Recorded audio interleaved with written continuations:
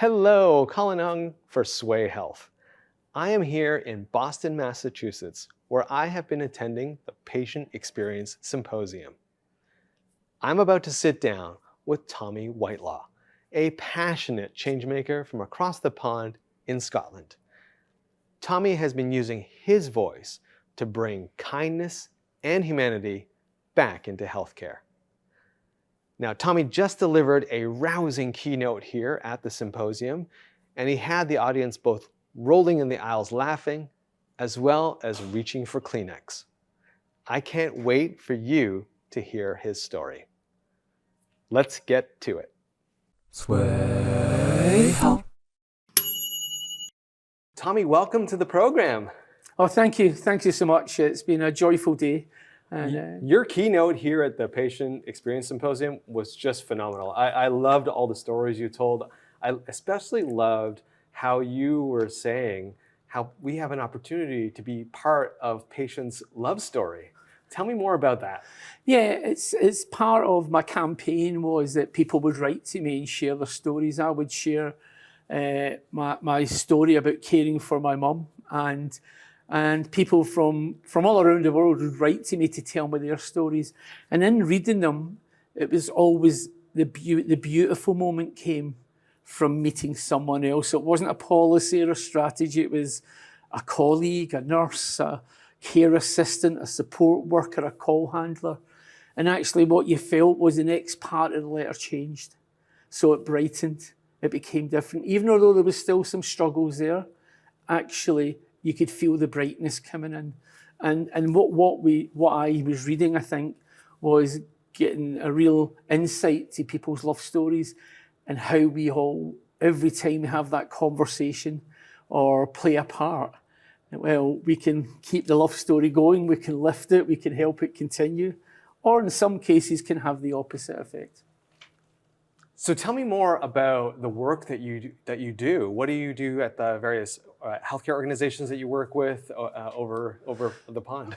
Yeah, so it's really, I've been on this kind of a chaotic tour for the last 7 years. So I did just over 300 talks last year, becoming talks and workshops. So that could be, I've always thought it's when you bring it to people, when you ask people always to come to you. So in hospitals in the UK, I could maybe do it 5 or 6 times over a day.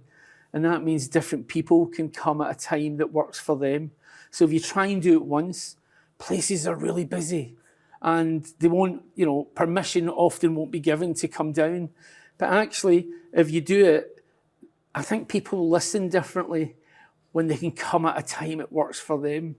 When you get into busy environments, if your thing's 2 till 3 and everybody's rushing to it, they're always thinking, I should be doing something else just now.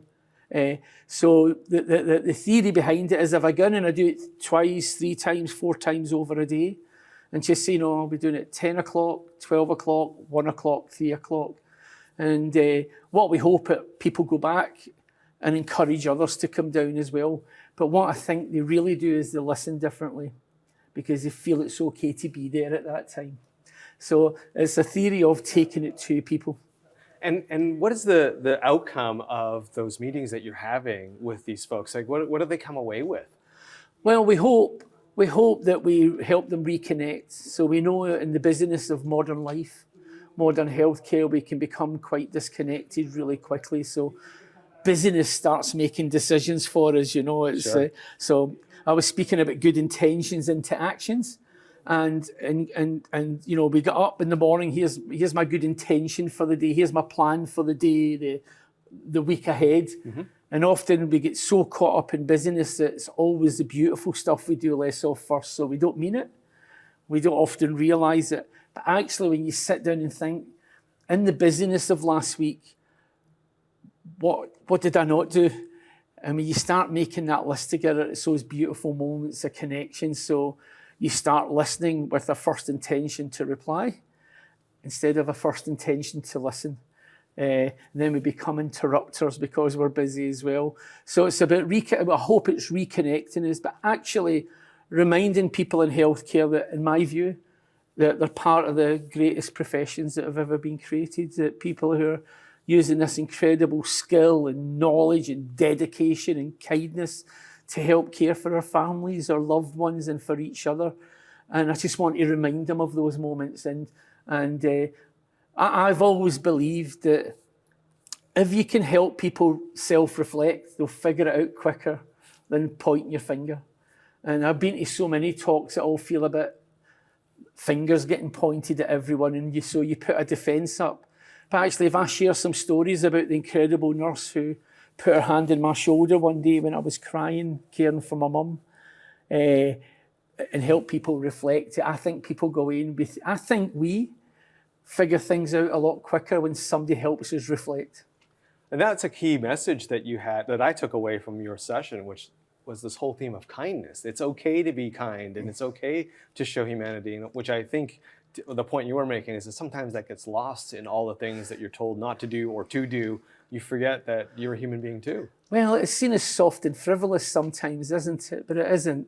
And actually, I think one of the kind things we can do in any workspace is to create a space where we have gentle, honest conversations.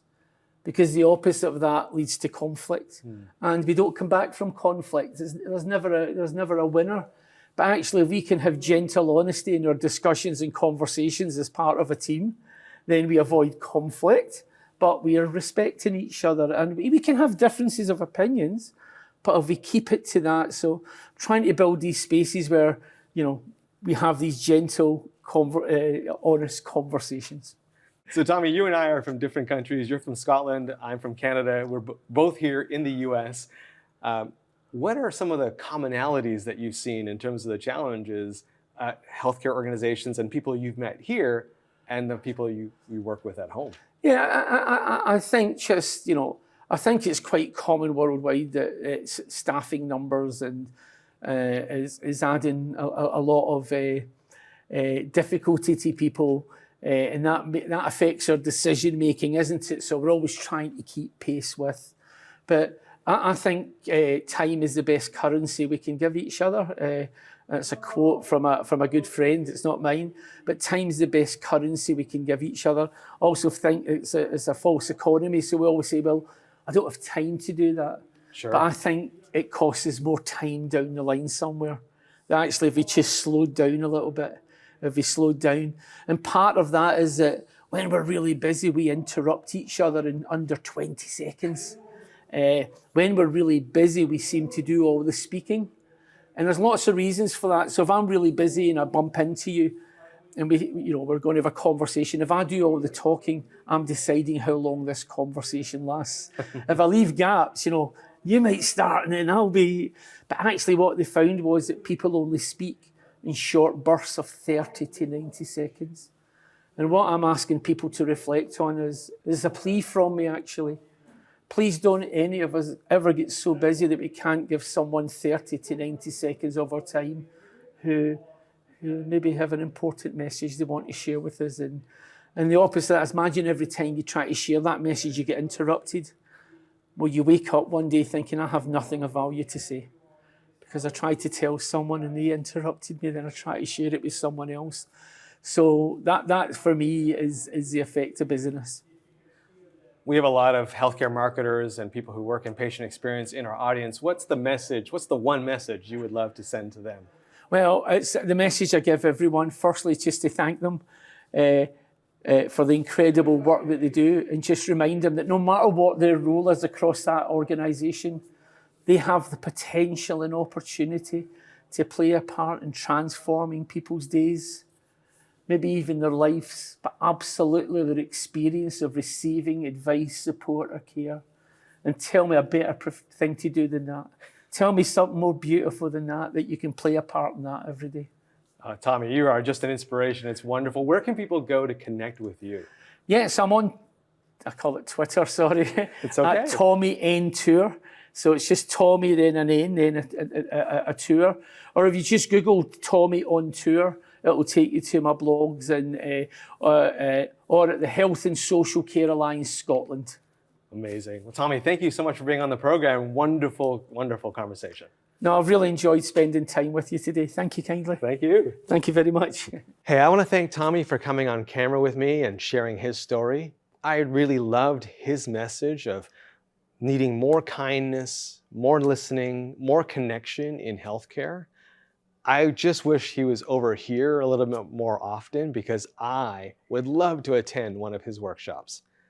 I think Tommy and the message he has is a great reminder that in healthcare, it's all about people helping other people. Now, full disclosure, I was the one to be able to gift Tommy a pair of pink socks at the end of his keynote, and I was thrilled to do that. And hey, if you enjoyed this interview, please help us out by liking and subscribing.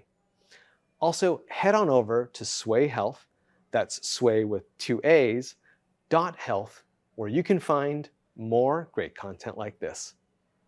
I'm Colin Hung here in Boston, Massachusetts. Thanks for being here, and I'll catch you on the next episode.